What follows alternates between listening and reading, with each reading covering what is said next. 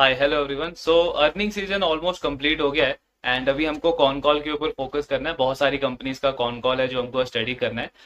सो यही एक्सरसाइज है हर एक क्वार्टर में। हर एक क्वार्टर में आप देखोगे कंपनीज का यही प्रोसेस रहता है हमारा कि पहले हम रिजल्ट पे फोकस करते हैं। सबसे पहला फोकस तो ऑब्वियसली बिजनेस मॉडल पे होता है कि कंपनी का मॉडल क्या है, कंपनी का अर्निंग कहाँ से आता है, क्या बेसिक बिजनेस मॉडल है, कॉम्पिटिटर्स कौन से हैं। तो ये बेसिक बिजनेस मॉडल आपको समझना है हर एक कंपनी का। देन आपको रिजल्ट देखना है कि उनकी आज की परफॉर्मेंस क्या है, क्या बिजनेस में ग्रोथ अच्छी है, आगे का आउटलुक अच्छा है, कंपनी मार्जिन गेन कर रहा है, अपने कॉम्पिटिटर्स के कंपैरिजन में क्या अच्छा परफॉर्म कर रहा है। उसके बाद आपका लास्टली आता है कॉन कॉल वाला पार्ट, बिकॉज यहाँ से हमको समझ आता है कि नियर टर्म में जो उनकी मैनेजमेंट है उनका किस चीज के ऊपर फोकस है, गाइडेंस क्या है ग्रोथ का, मार्जिन कहाँ से बढ़ने वाला है, मार्केट शेयर किधर से गेन होने वाला है, एंड ओवरऑल स्ट्रेटेजी है जो है वो कंपनी की क्या रहने वाली है अगले नियर टर्म के अंदर। सो ये तीन बेसिक चीजें हैं, इन्हीं को हमें हर एक क्वार्टर में रिपीट करना है। And over a period of time आप देखोगे जब आप इसको quarter after quarter after quarter repeat करोगे हर एक क्वार्टर के बाद में, तो 3-4 क्वार्टर्स के बाद आप देखोगे कि एक पर्टिकुलर सेक्टर के ऊपर आपका एक बहुत अच्छा पकड़ बन जाएगा। फॉर एग्जाम्पल अगर आप एफएमसीजी सेक्टर के साथ में, हर एक स्टॉक के साथ में, हर एक कंपनी के साथ में ये सेम एक्सरसाइज करते हो हर एक क्वार्टर में, तो 3-4 क्वार्टर के बाद आप देखोगे कि उस इंडस्ट्री की काफी अच्छी ट्रेंड की नॉलेज हो जाएगी आपको कि वहां पे क्या ट्रेंड चल रहा है,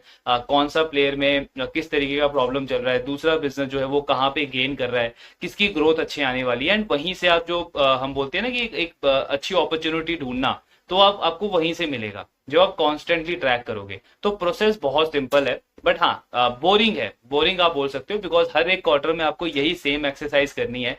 चार्ट्स वगैरह या स्टॉक प्राइसेस वगैरह को हमको अवॉइड करना है, तो बोरिंग है। बट यस, अगर आप इन्वेस्टिंग के पॉइंट ऑफ व्यू से देखो तो बहुत सिंपल प्रोसेस है। And over a period of time आपको एक बहुत अच्छा नॉलेज भी मिलेगा हर एक सेक्टर का, हर एक इंडस्ट्री का। तो हमको तो इसी पे फोकस करना है।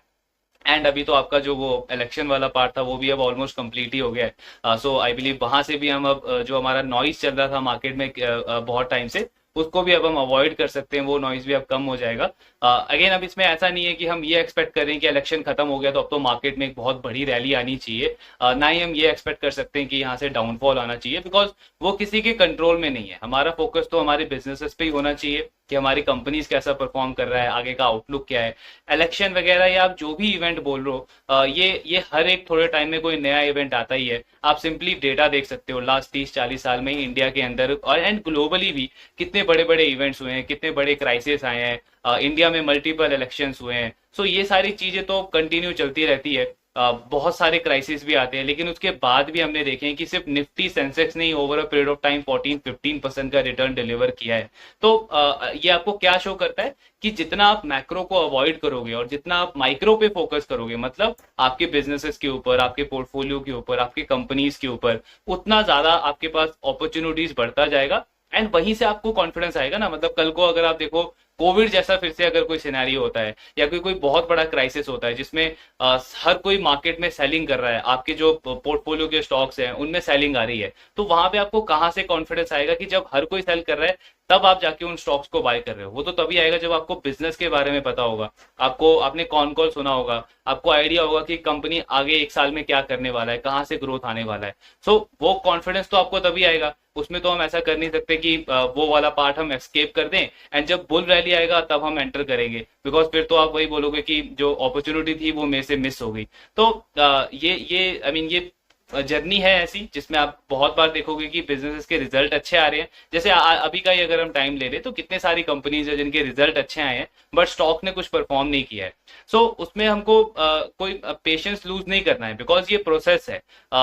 एंड ऐसे ही आप देखोगे कि 3 महीना, 6 महीना, एक साल तक कई बार ऐसा टाइम आएगा जहां पे कंपनीज अच्छा कर रहा होगा लेकिन स्टॉक को रिवॉर्ड नहीं मिलेगा। देन सडनली 1 महीना, 2 महीने का टाइम देखोगे कि स्टॉक वहां पे डबल हो गया। तो इस तरीके की चीजें होती है मार्केट के अंदर। अब वहां पे अगर आप बोलोगे कि मुझे वो वाला पार्ट चाहिए ही नहीं, मुझे तो बस वही पार्ट चाहिए जहां पे स्टॉक डबल होता जाए मेरा हर मंथ में, तो वो तो पॉसिबल है नहीं। सो हमें तो पेन भी लेना है, बिकॉज अगर आपको गेन चाहिए इतना बड़ा तो ये पेन तो लेना पड़ेगा जो बीच बीच में मार्केट आपको देता है। तो उसका सॉल्यूशन वही है कि बिजनेसेस पे फोकस करें, इनकी परफॉर्मेंस पे फोकस करें एंड आगे का आउटलुक क्या है मैनेजमेंट का उसके ऊपर हम टारगेट करें।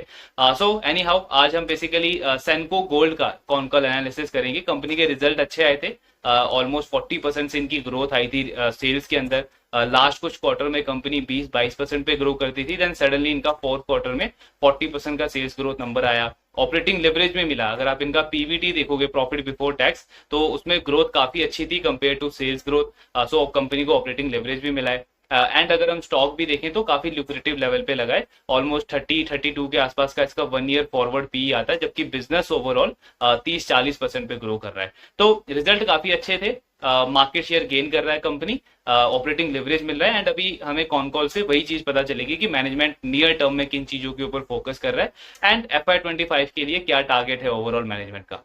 सो फर्स्ट ऑफ ऑल अगर आप इनका देखोगे तो कंपनी का कहना है कि बहुत सारी नई चीजें इन्होंने ट्राई करी है FY24 के अंदर।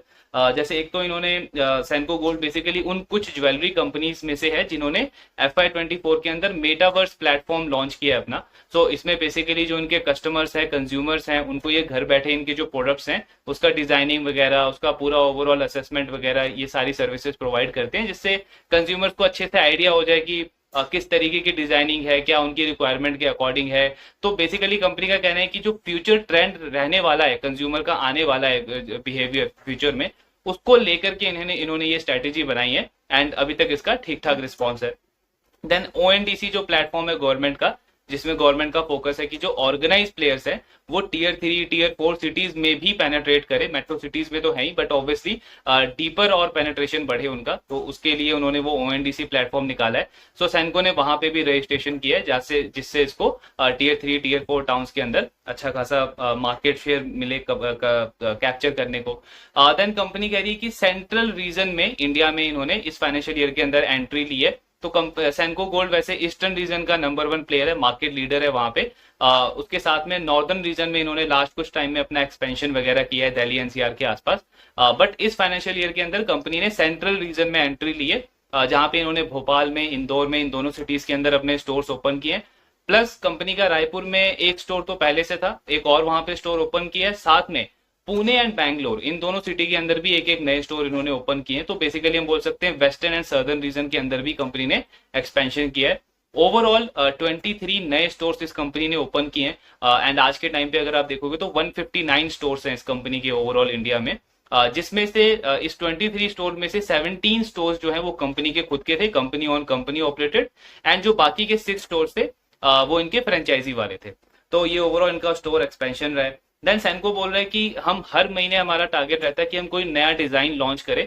तो ये क्यों होता है? बिकॉज हमें कस्टमर को इन्वॉल्व रखना है अपने पास, कस्टमर्स को इंगेज रखना है, सो दैट कंज्यूमर के माइंड में हो कि मुझे इनके स्टोर में हर मंथ एक ना एक बार तो मुझे विजिट करना ही है, बिकॉज उनका नया डिजाइन आता है हर मंथ कोई ना कोई। तो एक काइंड ऑफ इन्वॉल्वमेंट के लिए, एंगेजमेंट के लिए इस तरीके की प्रैक्टिसेस करती है सेंको। फुल ईयर बेसिस पे अगर आप देखोगे तो 28% की ग्रोथ रिपोर्ट करी है सेंको ने अपने सेल्स के अंदर। देन कंपनी का कहना है कि अगर आप टोटल ट्रांजैक्शन कस्टमर का देखोगे तो 5,88,000 टोटल कस्टमर्स ने ट्रांजैक्शन किया है हमारे पूरे FY24 के अंदर, जिसमें से 49% ऑलमोस्ट जो थे वो हमारे न्यू कस्टमर्स थे, एंड बाकी का हमारा ओल्ड कस्टमर से हमारा ओवरऑल ट्रांजैक्शन हुआ है। इसके बाद ओल्ड एक्सचेंज गोल्ड प्रोग्राम, तो एक्चुअली ये प्रोग्राम अगर आप देखोगे गोल्ड एक्सचेंज प्रोग्राम जो है ये कल्याण के लिए, टाइटन के लिए एंड ऑल भी जो ज्वेलरी कंपनीज है इनके लिए काफी ज्यादा सक्सेसफुल रहा है। सेंको भी यही बोल रहा है कि ये जो प्रोग्राम है गोल्ड एक्सचेंज प्रोग्राम, इससे हमारा 2 साल पहले ऑलमोस्ट 25% बिजनेस आता था, आज के टाइम पे 32% बिजनेस आता है। बिकॉज आज के टाइम पे इंडियन कंज्यूमर्स को इस चीज का बहुत अच्छे से अवेयरनेस है कि जो गोल्ड की हॉलमार्किंग है वो बहुत ज्यादा इंपॉर्टेंट है, एंड जो ट्रेडिशनल पुराने गोल्ड जो उनके घर पे पड़े हुए हैं उसको वो कंज्यूमर्स क्या कर रहे हैं कि ऐसे ऑर्गेनाइज प्लेयर्स के पास जाकर के, जो उनका एक्सचेंज प्रोग्राम चल रहा है उसके अंदर, अपने अनऑर्गेनाइज गोल्ड को वो ऑर्गेनाइज गोल्ड में कन्वर्ट कर रहे हैं, मतलब उससे नया गोल्ड बाय कर रहे हैं। प्लस इन कंपनीज के लिए क्या बेनिफिट है, कल्याण के लिए, सेंको के लिए, कि ये कस्टमर जो कि पहले अनऑर्गेनाइज कस्टमर से ज्वेलर से डील करता था, वो कस्टमर अब ऑर्गेनाइज प्लेयर के पास में आ गया, तो इनका मार्केट शेयर बढ़ गया, इनका नया बिजनेस बढ़ गया, एक नया कस्टमर एड ऑन हो गया, प्लस सेल्स भी हो गई कंपनी की। सो ये कंपनी का कहना है कि एक बहुत बड़ा ट्रेंड चल रहा है, बिकॉज कंज्यूमर को अवेयरनेस आज के टाइम पे काफी ज्यादा हो गई कि गोल्ड की प्योरिटी जो है वो बहुत ज्यादा इंपॉर्टेंट है, एंड उसके लिए कस्टमर्स जो है, कंज्यूमर जो है वो काफी खुल के पार्टिसिपेट कर रहे हैं इस गोल्ड एक्सचेंज प्रोग्राम के अंदर। देन डायमंड ज्वेलरी सेंको के लिए काफी इंपॉर्टेंट है, बिकॉज अगर आप देखोगे तो इस कंपनी का स्टड रेशियो जो है वो सिर्फ 10.5% के आसपास कंट्रीब्यूट करता था लास्ट ईयर तक पूरे रेवेन्यू के अंदर, जबकि कल्याण या टाइटन उनके लिए ऑलमोस्ट 30% 40% कंट्रीब्यूट करता है टोटल रेवेन्यू में, और ये हाई मार्जिन प्रोडक्ट है।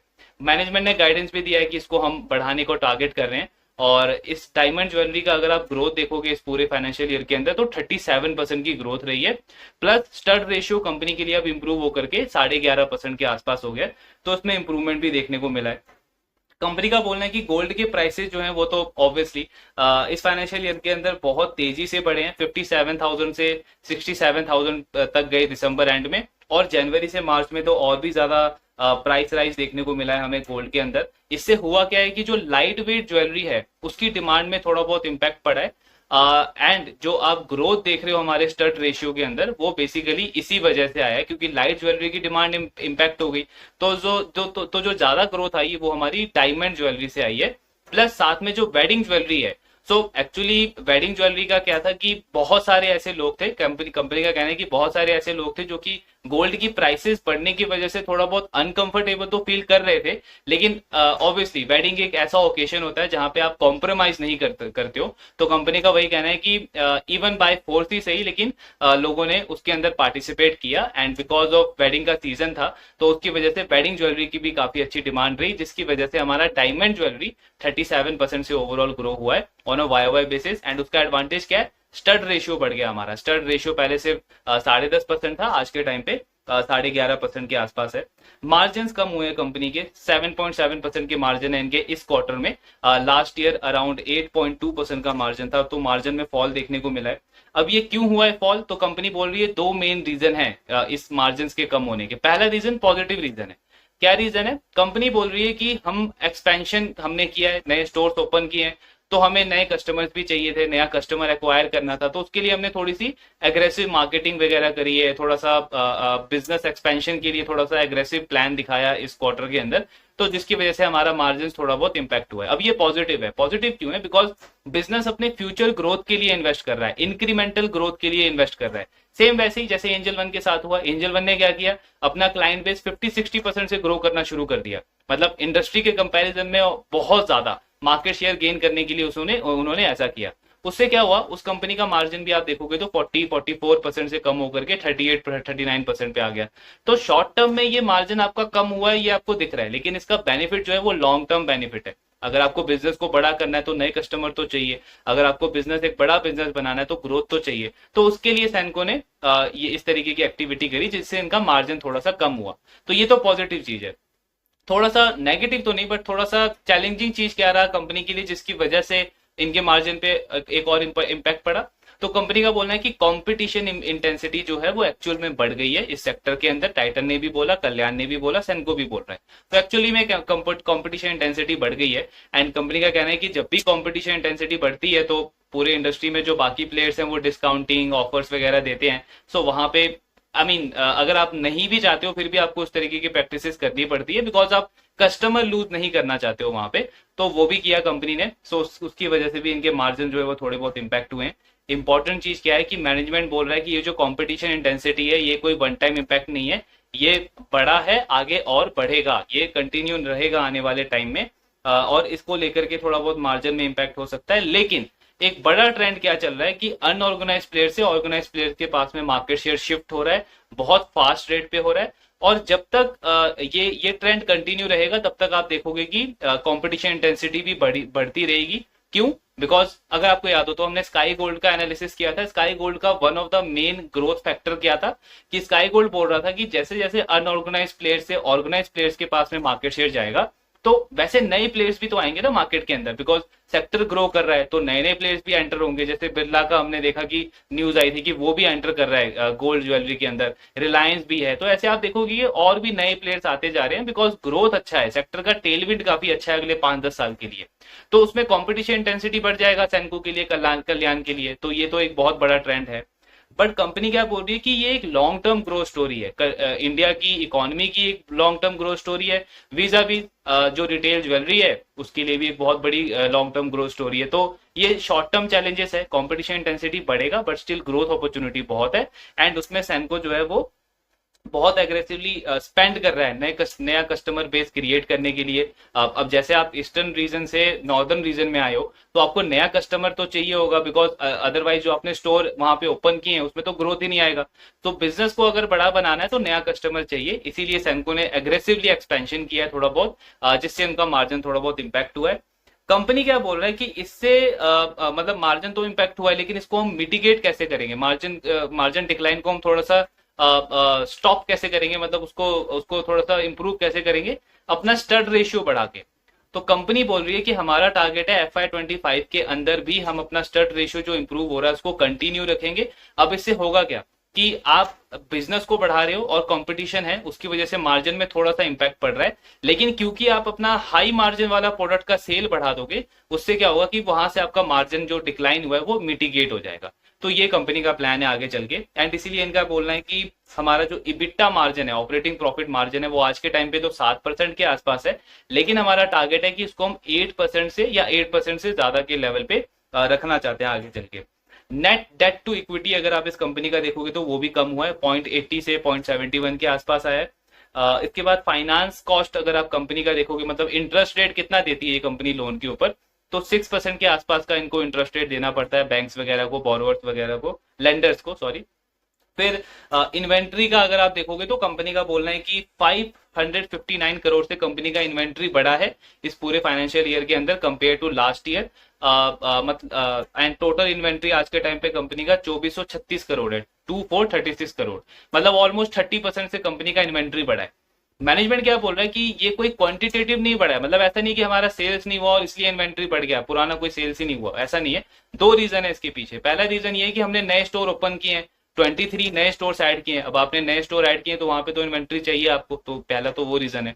दूसरा रीजन क्या है कि गोल्ड के प्राइसेस भी बढ़ गए हैं, ऑलमोस्ट 15-16% से गोल्ड के प्राइसेस बढ़ गए हैं।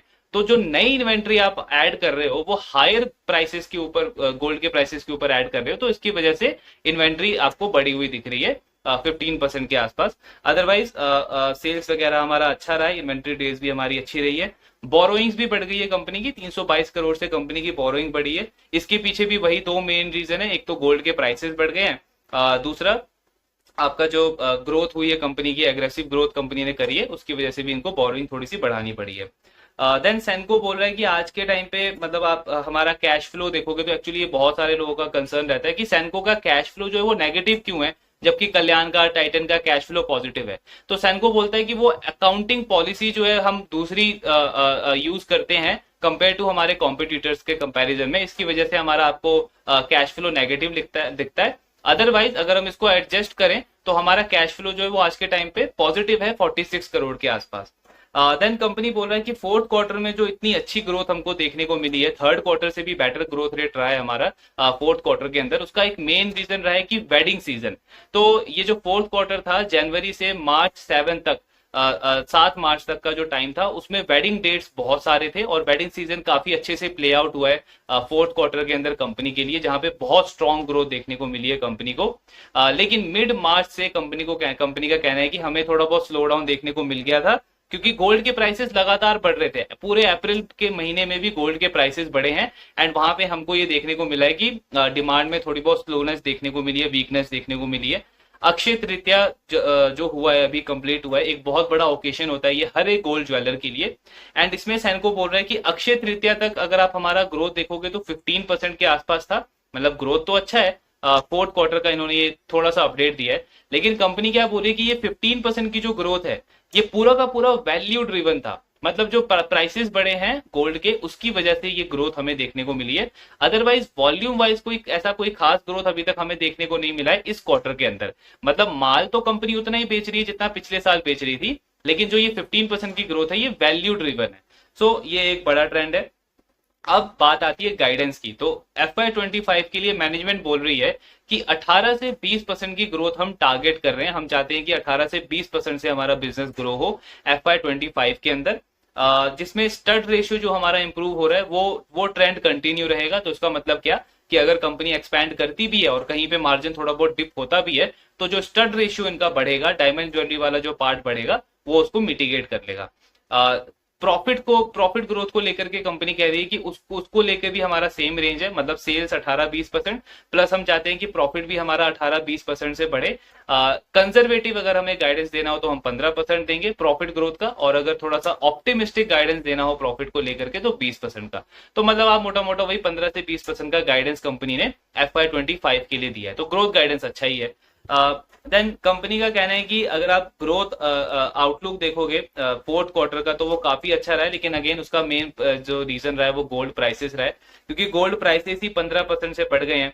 प्लस दूसरा एक मेन रीजन ये भी रहा है कि कंपनी ने लास्ट 2 साल के अंदर 36 स्टोर्स नए ओपन किए हैं। अब जो आपने नए स्टोर आप ओपन करते हो तो उससे सेल आने में आपको टाइम लगता है, तो क्योंकि 2 साल से कंपनी ने स्टोर ओपन कर रही है, तो इनका बोलना है कि वो जो 2 साल पहले से जो स्टोर ओपन कर रहे हैं वहां पे अब ब्रेक इवन होना शुरू हुआ है, वहां पे बिजनेस मोमेंटम काफी अच्छा आ रहा है, कस्टमर का फुटफॉल अच्छा आ रहा है, तो उससे उसकी वजह से भी हमें ग्रोथ वगैरह अच्छी देखने को मिली है। इस पूरे FY25 में सैनको का टारगेट है कि 8 से 10 स्टोर नए ओपन करेंगे कंपनी ओन्ड, मतलब जो उनके खुद के होंगे। 8 से 10 स्टोर नए ओपन करेंगे फ्रेंचाइजी के थ्रू, तो टोटल अगर आप देखोगे 15 से 20 स्टोर नए ओपन करने का टारगेट है कंपनी का, जिसमें से 70 से 80% स्टोर जो है कंपनी के वो ईस्ट और नॉर्थर्न रीजन के अंदर होंगे। तो ये बिल्कुल लॉजिकल है, बिकॉज कंपनी का मेन बिजनेस ही वहीं से आता है। ईस्टर्न रीजन में कंपनी मार्केट लीडर है, नॉर्दर्न रीजन में कंपनी का 22-23 के आसपास टोटल स्टोर्स है, तो 70-80% स्टोर जो है वो कंपनी के इन्हीं 2 रीजन से होंगे। एंड इसके बाद कंपनी वेस्टर्न रीजन में और आपका सदर्न रीजन के अंदर थोड़ा बहुत एक्सपेंशन करेगी, जिसमें सेंट्रल रीजन भी थोड़ा सा इंक्लूड होगा। ब्रांड बिल्डिंग के ऊपर कॉन्टिन्यूसली फोकस है सैनको को, और इनका बोलना है कि एक नई जगह पे आपको ब्रांड बिल्ड करने में थोड़ा सा टाइम लगता है, मार्केटिंग वगैरह करने में। तो इसमें कंपनी क्या करती है कि जो वहाँ के लोकल इन्फ्लुएंसर्स आप बोल सकते हो उसके साथ में टाई अप करती है, जो वहाँ के लोकल मार्केटर्स होते हैं उनके साथ में टाई अप करती है, एंड ओवरऑल कोशिश रहता है कि कस्टमर के साथ में एक अच्छी रिलेशनशिप बिल्डअप की जाए अपनी ब्रांड को बिल्ड करने के लिए नई जगह पे।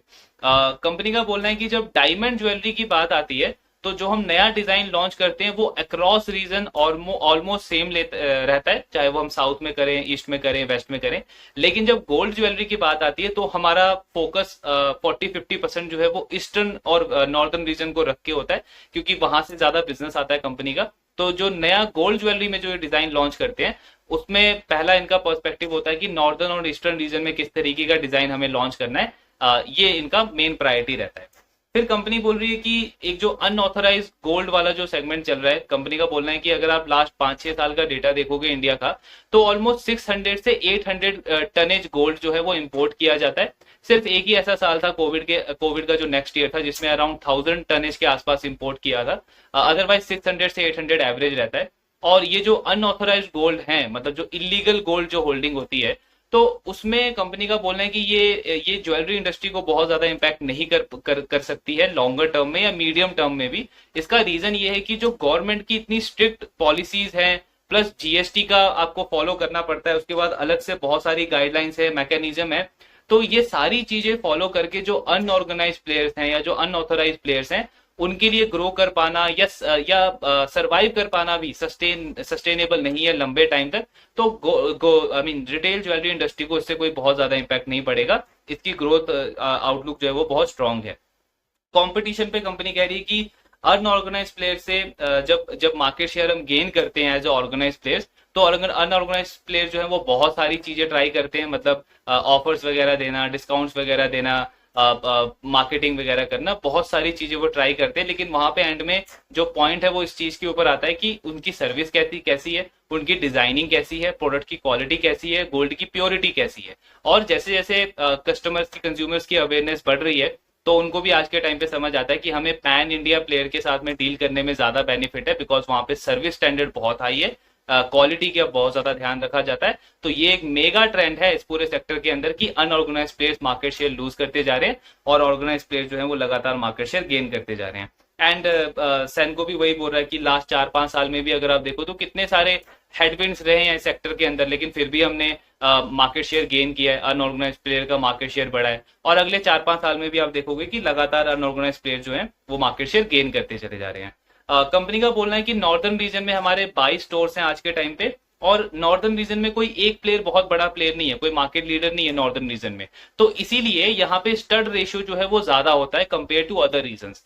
तो सेंको बोल रहा है कि अगर आप ओवरऑल हमारा स्टड रेशियो देखते हो तो वो 11.5% के आसपास है, लेकिन अगर आप स्पेसिफिकली नॉर्दर्न रीजन में देखोगे तो हमारा स्टड रेशियो 17% के आसपास है। तो यहाँ पे हमारे मार्जिन थोड़े से बेटर हैं, प्लस एवरेज सेल पर स्टोर जो है वो नॉर्दर्न रीजन में अभी सिर्फ 27 करोड़ है, ओवरऑल कंसोलिडेटेड लेवल पे हमारा 36 करोड़ है। तो उसका मतलब ये है कि नॉर्दर्न रीजन में अभी भी ग्रोथ अपॉर्चुनिटी बहुत है कंपनी के लिए, तो ये इनका फोकस है। एक्सपोर्ट डिवीजन भी है सेंको का, इनका एक्सपोर्ट डिवीजन ऑलमोस्ट 4-5% कंट्रीब्यूट करता है टोटल रेवेन्यू का, लेकिन इनका फोकस है कि आगे उसको भी ग्रो करना है। इसके बाद कंपनी बोल रहा है आज के टाइम पे लगभग 1500 करोड़ का बोरोइंग है हमारे पास, एंड ये शॉर्ट टर्म है, long term borrowing almost nil है, 4-5 करोड़ के आसपास है, मेनली सारा शॉर्ट टर्म बोरोइंग है, जिसमें से 61% जो डेट है हमारा बोरोइंग है वो गोल्ड लोन है, गोल्ड मेटल लोन जो है वो 61% हमारा डेट है। अब जो गोल्ड मेटल लोन है उस पे हमारा जो इंटरेस्ट कॉस्ट है वो 3% से लेकर के 3.5%, 3.8% के आसपास जाता है।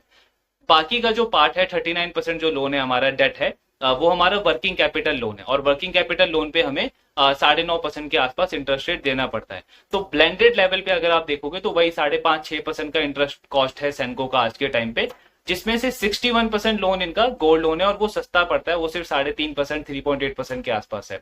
अब बड़ा ट्रिगर क्या है, मैनेजमेंट बोल रहा है कि आगे चल के हमारा फोकस ये है कि जो हमारा गोल्ड लोन है उसको हम और ज्यादा बढ़ाएं और जो वर्किंग कैपिटल लोन है उसका शेयर हम कम करें। इनका टारगेट है कि गोल्ड लोन को 75% तक लेके जाना है, आज 61% है, लास्ट ईयर 55% था, आने वाले टाइम में उसको 75% लेके जाना है।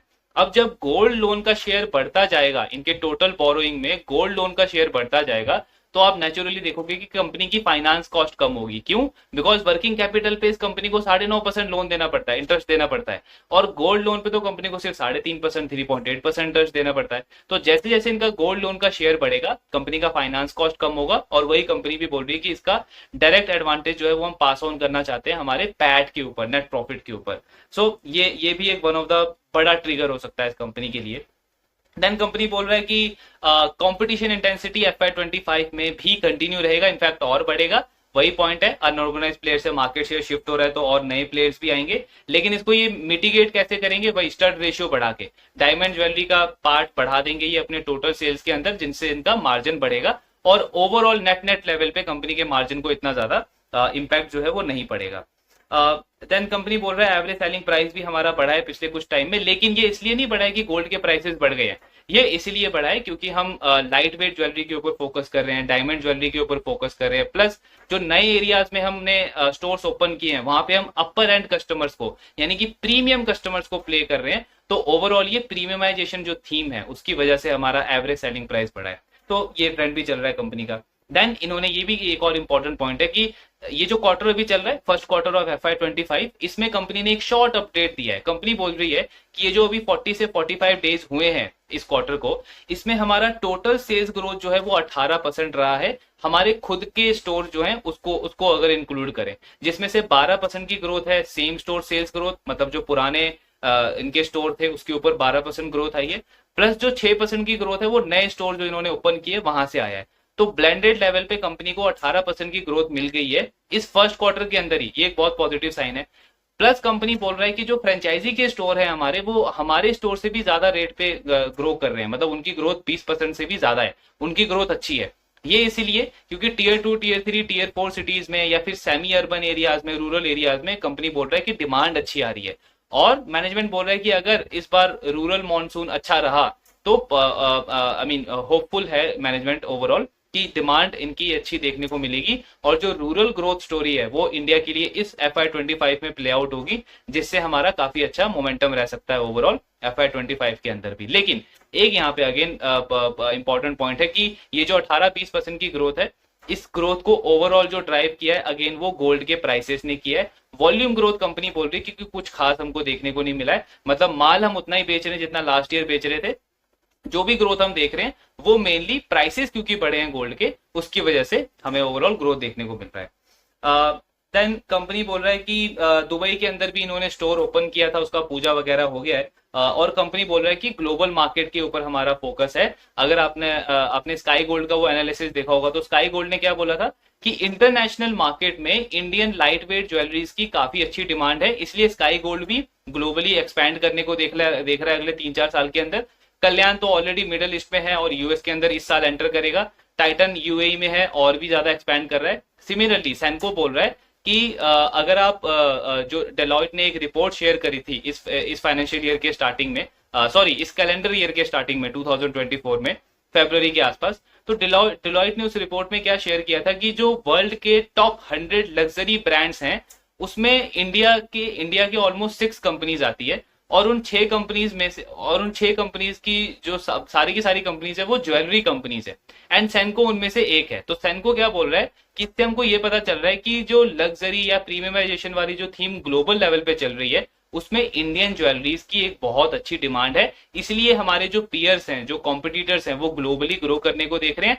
सिमिलरली हमारा भी टारगेट है कि आने वाले 4 से 5 साल के अंदर हम अपना ग्लोबल शेयर देखते हैं, मतलब कुछ हमारा रेवेन्यू जो है सिग्निफिकेंट, बहुत ज्यादा तो नहीं लेकिन एटलीस्ट ठीक ठाक शेयर हमारा ग्लोबली रेवेन्यू से भी आना चाहिए। तो हम इंटरनेशनल मार्केट के ऊपर भी फोकस कर रहे हैं, बट स्टेप बाय स्टेप अगर आप देखोगे तो कंपनी बोल रहा है कि प्राइमरी फोकस तो ईस्टर्न और नॉर्दर्न रीजन के ऊपर ही रहेगा, उसके बाद वेस्टर्न और सदर्न रीजन के ऊपर रहेगा, देन हमारा फोकस जो है वो ग्लोबल मार्केट के ऊपर रहेगा। बिकॉज अभी तो हम छोटे प्लेयर हैं, 6-7 हजार करोड़ का मार्केट कैप है, तो सीधे ग्लोबल मार्केट को टैप नहीं करेंगे।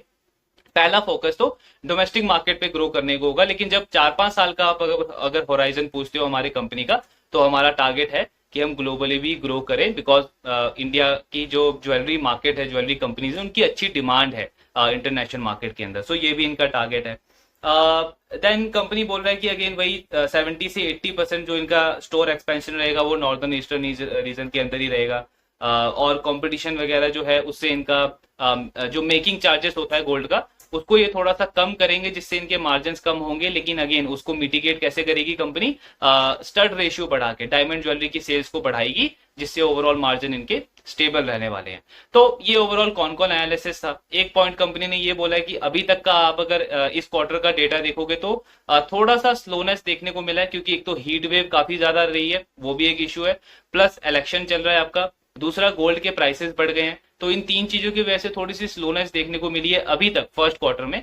लेकिन मैनेजमेंट बोल रहा है कि जून के बाद, क्योंकि समर में वेडिंग डेट्स हैं काफी सारे, ऑल दो लास्ट ईयर के कंपैरिजन में कम है, लेकिन वेडिंग डेट्स हैं तो वहां से ग्रोथ आएगी। उसके बाद आपका 1-2 क्वार्टर के बाद फेस्टिव सीजन स्टार्ट हो जाएगा, देन विंटर वेडिंग सीजन है। तो कंपनी बोल रही है ओवरऑल की ग्रोथ के अपॉर्चुनिटीज तो हैं, ओकेशंस हैं। सो हम कॉन्फिडेंट है ओवरऑल 18-20% की ग्रोथ अचीव करने के लिए। एंड बाकी इनका रिजल्ट वगैरह तो अच्छा रिपोर्ट कराई है कंपनी ने।